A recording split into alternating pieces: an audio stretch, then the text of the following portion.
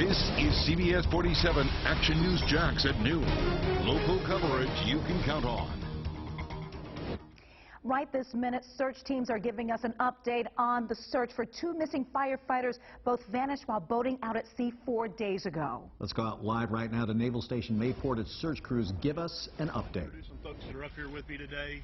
I've got City Council President Scott Wilson, Member Rory Diamond, and Member Randy White. Also have Captain from the U.S. Coast Guard, Mark Vaughn. And I'd like to update what our search ops have, what we're doing today. Currently, we have about 180 searchers out looking for our brother firefighters. There's more than 70 boats that are participating in this, and this is a combination of JFRD boats, civilian, and some local law enforcement and other fire departments that are providing resources for us. We also have about 10 aircraft that are flying certain segments out there looking for us. And we're going to cover about 12,600 miles today.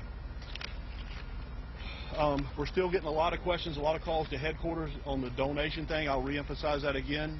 If somebody wants to help out with some of the fuel costs that are being incurred out here, they can visit jfrd.com and click on the link and make that donation. Again, I want to thank the community for their support in this effort. Without them, it wouldn't be possible what we're doing. And I want you to continue to please remember these two families in your thoughts and prayers. It's very important that we lift them up right now. I specifically want to bring up Captain Blonde, but I want to thank the Coast Guard. I want to thank you for all that y'all been doing. They have just put forth a Herculean effort in this, trying to help us find these folks. And I want to introduce him now, bring him up, and let him say a few words. Thanks, Chief Powers. We're now in the 5th day of what has become an extraordinarily large and complex search and rescue operation. As of yesterday, we've completed over 50,000 square miles of searching with over 20 agencies. To give you an idea of how broad and how involved, we've had Navy P-8 aircraft been flying almost persistently out of NAS Jacksonville. We've had Customs and Border Protection P-3 aircraft flying out of Florida. We've had Coast Guard aircraft flying out of Savannah, Clearwater, Miami, and Elizabeth City, North Carolina. We have a cutter out of Charleston, the Cormorant. We have two Coast Guard cutters from the local area, the Moray and the Ridley. We had the Coast Guard cutter Confidence, which has also passed through the search and rescue area, and all of which has been dedicated to a search and trying to bring Brian and Justin back. At this point, yesterday, since we found a bag, when JFRD contacted us about that, we've been able to contract our search.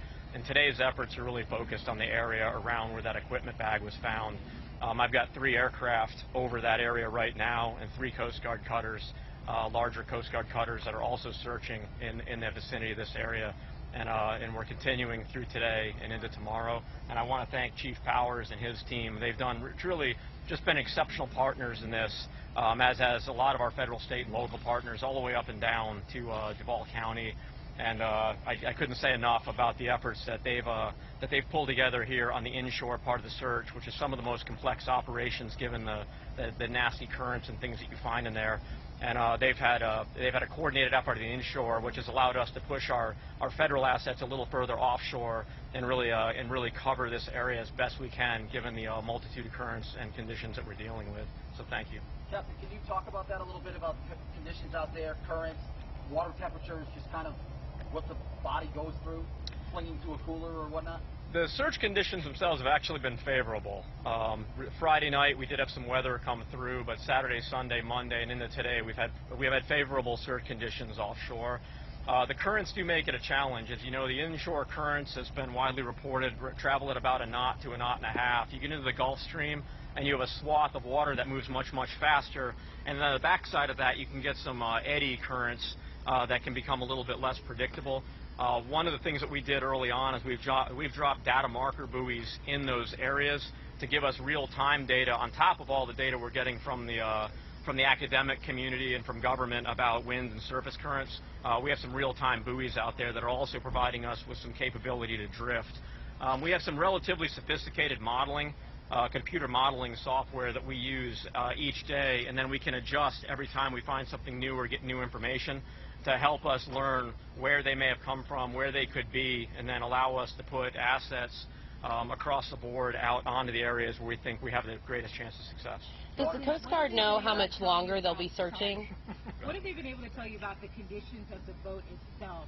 Has family been able to tell you anything about any mechanical issues it was having or what was on it to help them in a situation like this? We only have the pictures from when they departed, and you know, it was really only a picture from one angle. So while we've scoured that picture to look and see what they may or may not have had on board, we just don't know entirely what they went out with.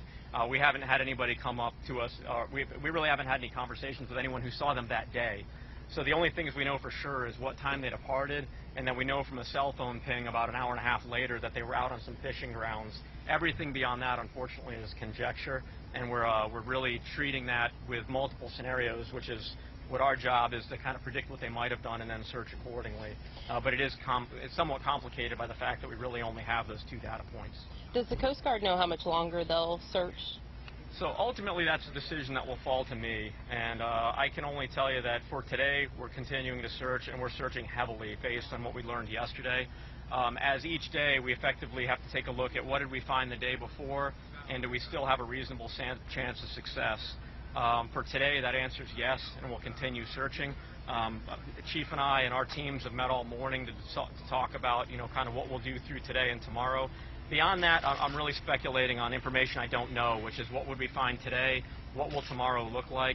All I can tell you is that for the next search period, we have absolutely saturated the area that we're looking at right now, and we're going to continue to do that throughout the day today. Can you describe some of that saturation, like you said, where that tackle box was found yesterday? How can you, again, continue to go through that and use all the technology you were mentioning to search for any other additional clues? So as soon as we found the tackle box, we started, I had my team, some of our search planners behind me, started doing what we call reverse drifts. So they took the tackle box and then drifted that backwards to see that it actually did seem to appear, if the timing is right, it looked like it could have come from an area around Cape Canaveral. The family has verified that tackle box with a pretty high degree of accuracy came from that boat. Given that information, that allows us, that's a large data point that allowed us then to refocus some of our area. So instead of looking at the Gulf Stream and further north, it becomes problematic. That's getting up into North Carolina now. We've been able to take some of those assets we would have sent to other areas and focus them right on where we know we have an item that we found. So right now we are heavily located in that area. We have 3 aircraft searching the drift pattern around that, where that box is recovered.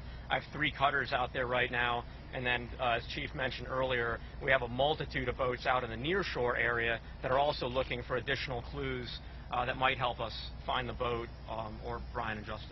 We're hearing that a styrofoam cooler lid was found. Can you confirm that? So we found a number of different kinds of debris out there. One of them was a styrofoam cooler lid. Unfortunately, that's a very generic item.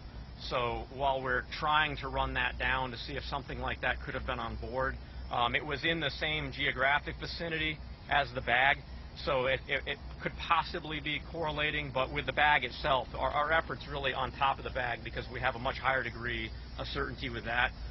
We found other pieces of trash out there that we just can't distinguish, pieces of plastic and things like that. The lid is something that we have worked into our search grid, taking, you know, and again, whether we know it or not, it's just an area that allows us to put some assets on to see if we can find something else. But I can't confirm that at this point. There's been a lot of optimism about the training that these 2 had. What would that training tell them to do in this situation? What are you looking for considering the training that they've had? I'm not familiar with the particular training that either individual had, but I do know that I'm looking for 2 relatively young, healthy, trained firefighters, one of whom is a Navy veteran. That obviously gives us hope. You know, that if, you know, given something bad happening, it would give them a chance of survival. You know, we have to counter that against, you know, with anyone, how long have they been in the water and what are we finding?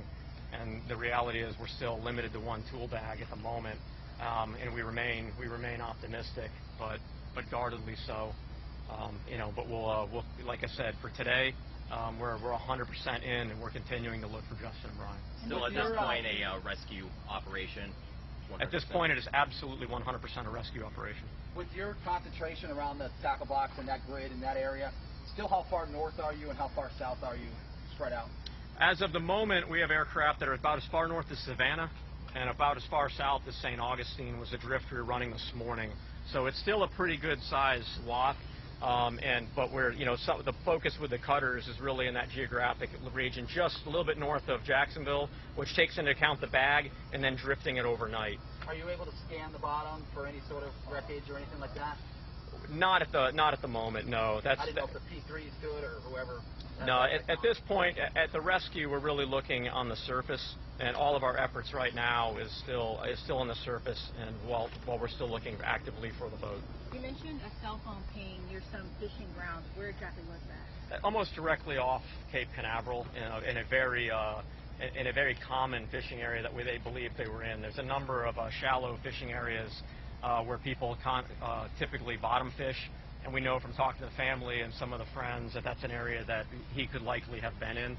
And that's been one of the many areas that we looked at right from the get-go, is that they would be in that area that is a pretty common fishing ground. Do you have a message for the community or anything that you need from volunteers or the community in regards to the search? I can't thank the community enough. The outpouring of support to Chief Powers and his crew and to us in the Coast Guard. You can never say enough about the support the community gives us, whether it's just a thank you or something online. We see tips and things too. Some of the fishermen were writing in about other fishing spots that maybe we hadn't thought of, and you can rest assured that if we see something we haven't thought of, we will take a screenshot of that and we'll add that in and take a look. Is that something new? Is that something that we could take further?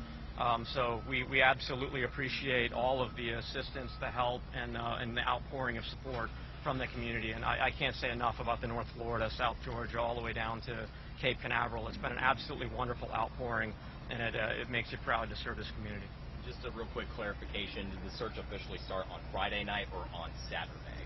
We were searching Friday night, so the minute the call came in, we began a Coast Guard search based on the information we had at that time, and then the search continued to ramp up throughout Saturday, throughout the weekend, and we've maintained the same steady level of search from then until now. I do have one more question. Listening live to the Coast Guard update on the two missing boaters, Brian McClooney and Justin Walker. 180 searchers out there right now with 70 boats from JFRD, civilian boats, as well as other fire departments, 10 aircraft also circling, fixed-wing planes and helicopters trying to find these two men right now, but still with no success. That's right. So they've talked about more than 180 personnel and, again, dozens of vessels out there. They have found a tool bag, as they called it, and they're trying to figure out exactly how that's linked to the two. And, of course, they're hoping that they, of course, are still alive, saying that one of them is a Navy vet, highly skilled and trained, and hoping that they're using those survival skills. They've found some other debris as well and trying to see if it came from their particular vessel. So still so much to work on, but they do have some Coast Guard cutters out there looking into that debris and hoping that it leads them to these men. Action News Jack's team covering all angles of this mission for you, with reporters out in the ocean and on land, speaking with key people involved with the search. We're also taking a look at the weather conditions crews will have to deal with today. Let's begin with Action News Jack's Brittany Donovan, who went out on the water this morning. We got on a boat with Freedom Boat Club to give you an idea of what the volunteer searchers are dealing with out here. Right now, we're about 10 miles off the coast, but some of these boats are going 60 miles offshore. But my captain tells me a lot of the conditions, including the water, will be pretty similar out there. You can see it's not too choppy. There are some rolling waves, and the wind, there isn't much of it at all. And as far as visibility goes, with my naked eye, I can see the condos in Jacksonville Beach. Patrick Sawyer had his boat in the water before sunrise. Equipped with sonar and navigation, he's hoping it helps bring Brian McClooney and Justin Walker home. We're set up a pattern and we're just going to troll back and forth all day, a couple pairs of binoculars, and just sight around and look for anything we can to help out. From Sawyer's work vessel to competitive fishing boats with 4 motors, dozens of volunteers answered JFRD's call for as many boats as possible today. They left the dock, each assigned a specific grid to search between Brunswick and Daytona Beach. They packed supplies to last them through the day. They're public servants. They risk their life every day out here to help us, so we got to do our part to help them. My Freedom Boat Club captain tells me this boat is nearly identical to the boat the fishermen were on. It's a 24-foot center console fishing boat. Now ahead at 5, we'll have a look at some other technology on volunteer searchers' boats that could help them in today's search. Reporting from the Atlantic Ocean, Brittany Donovan, CBS 47, Action News Jax. Look at the size of the search area here. It's massive. Severe weather in any part of that could impact how effective crews are. First Alert meteorologist Stacey Garvilla is here tracking those conditions for us right now. Stacey? And you did hear in that press conference, too, that they said the conditions have been pretty favorable so far. Here you're taking a live look from Jacksonville Beach on our First Alert Skycam network. You can see the blue sky pictured here, and you can see that the waves are just rolling at this point in time. The boating forecast continuing for today is seas at 2 to 3 feet, and that includes offshore. The wind out of the southeast at 5 to 10 knots. So that is not too bad there for those boaters headed out. 5-Speed First Alert Doppler HD is showing a couple of showers that have popped up now offshore off the coast of St. Augustine. These are mainly just showers. We're not seeing a lot of lightning, which is good, and they're spaced enough apart that we're not seeing something too intense. But really, these showers stretch anywhere from 20 nautical miles offshore to about 100, so right there in the search zone. Coming up in the First Alert full forecast, we'll talk more about what we can expect for storms on land here coming up in just a few minutes. Helping local students get clean. The new steps Duval County Schools is taking to get children off drugs and back in the classroom.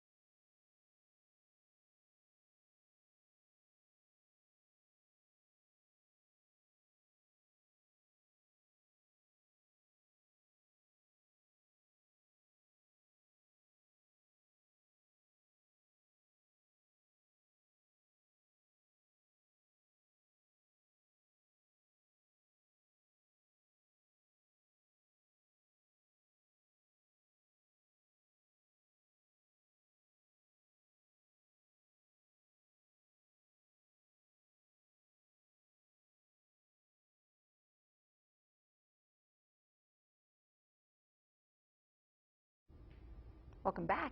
Some local high school students struggling with substance abuse now have a place to get help and get clean while continuing their education. New at noon, Action News Jack's Beth Russo shows us the center teens say is changing their lives.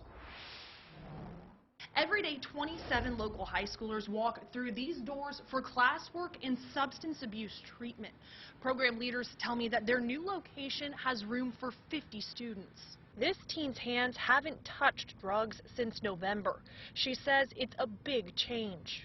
I tried cocaine for the first time at 12 years old, and from there, it really went downhill. It went from, you know, marijuana to cocaine to pills. We're concealing the high schooler's identity because she's recovering from substance abuse with the help of the River Oaks Center.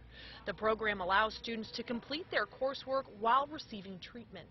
Having those goals and ambitions in your life has a lot to do with keeping yourself clean.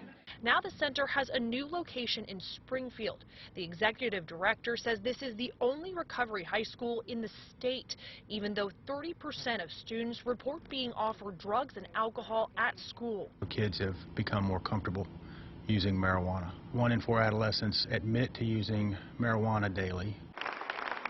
Students tell me they're glad to be sober and have a second chance at their goals. I'll be applying for FSU for either forensic criminology or pathology. Program leaders tell me you'll likely see more of these recovery high schools popping up in different locations. I'll tell you where coming up, all new on Action News Jax at 5. Reporting in Springfield, Beth Russo, CBS47 Action News Jax. Now certified Jacksonville's most accurate weather forecast. Action News Jax First Alert Weather. And I'm First Alert meteorologist Stacy Garvilla in for Garrett Beanball this afternoon. We're taking a live look from St. Augustine on our First Alert Skycam network. It is 86 degrees, so warming up quickly, although winds are now out of the east at 8 miles per hour, so that sea breeze starting to move in. And you can see some blue sky among some of the clouds there. We are still tracking mostly dry conditions on 5-sweep First Alert Doppler HD. Although the sea breeze is moving in, a few storms are beginning to ignite. We'll show you those in just one moment, but I do want to show you some of these showers that are offshore. Not tracking lightning at this hour, but showers within the search zone. We've seen anything as close to the shore as about 20 miles out to about 100 miles there. So something to keep an eye on. A few showers and thunderstorms will be possible in the area where some of those search and rescue crews are out today. Fortunately, the seas, for the most part, cooperating under 3 feet. It's just some rolling waves, but where we have thunderstorms, that could become choppier in those areas. Now, with the sea breeze advancing in, that means storms today firing mainly along and west of I-95. They'll be tracking off to the north and east, so a little different pattern than over the past couple of days. We've also seen more sunshine out there today, so some of these storms could produce some heavy rain and frequent lightning. This is some storms that are popping up now and propagating off to the north and east, just to the south and west of the St. Augustine area, but really just the beginning of the sea breeze advancing inland, because as it continues to do so, it'll pop anything from widely scattered showers and storms to even numerous storms possible later on this afternoon and early evening. Any storms that get going will continue to drift off to the west as the sea breeze keeps pushing inland. So by later this evening, still a few showers around. We should be quieting down altogether overnight. And we are tracking the tropics, keeping a close eye on the Gulf of Mexico. This is the time of the season where sometimes these storms can pop up pretty quickly. That'll be an area just to keep an eye on here in the next couple of days. And of course, the Atlantic, too. We're always watching very closely for the development of any tropical waves. But at this point in time, nothing of concern from the National Hurricane Center. We'll track it here for you in the First Alert Weather Center. Today, 88 at the coast. Again, we'll be cooling off later this afternoon as the sea breeze keeps pushing in. A couple of showers and storms, mainly for the metro and then also inland, so not as much storm activity directly at the beaches today. All of us under the southeast winds at about 5 to 10 miles per hour. Now in the First Alert 7-day forecast, we are back to that pattern of afternoon and evening showers and thunderstorms pretty much each day. Those highs staying right around the low 90s, lows in the low to mid 70s, all pretty typical for this time of the year. The weekend, which is always in view, still in the low 90s, but shower and storm coverage picking up a bit Sunday into Monday of next week. You can always see the latest weather. Just head to actionnewsjax.com and download for free the First Alert Weather app. Airline routes drop. The flights you soon won't be able to book out of Jacksonville come January.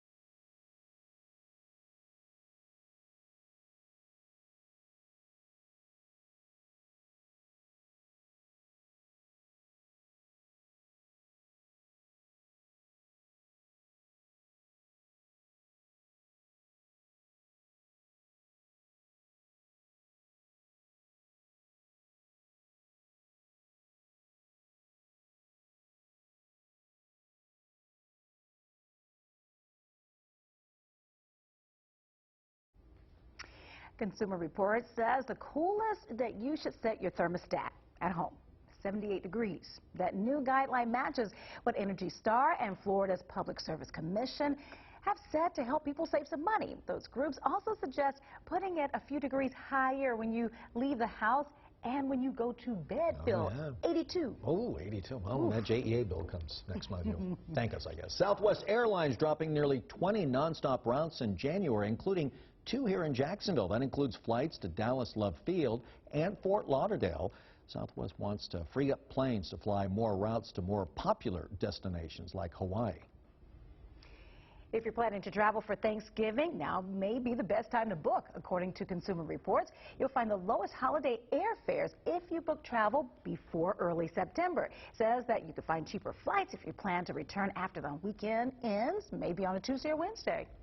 And we're still fairly quiet out there right now, but look for a few more storms developing later today.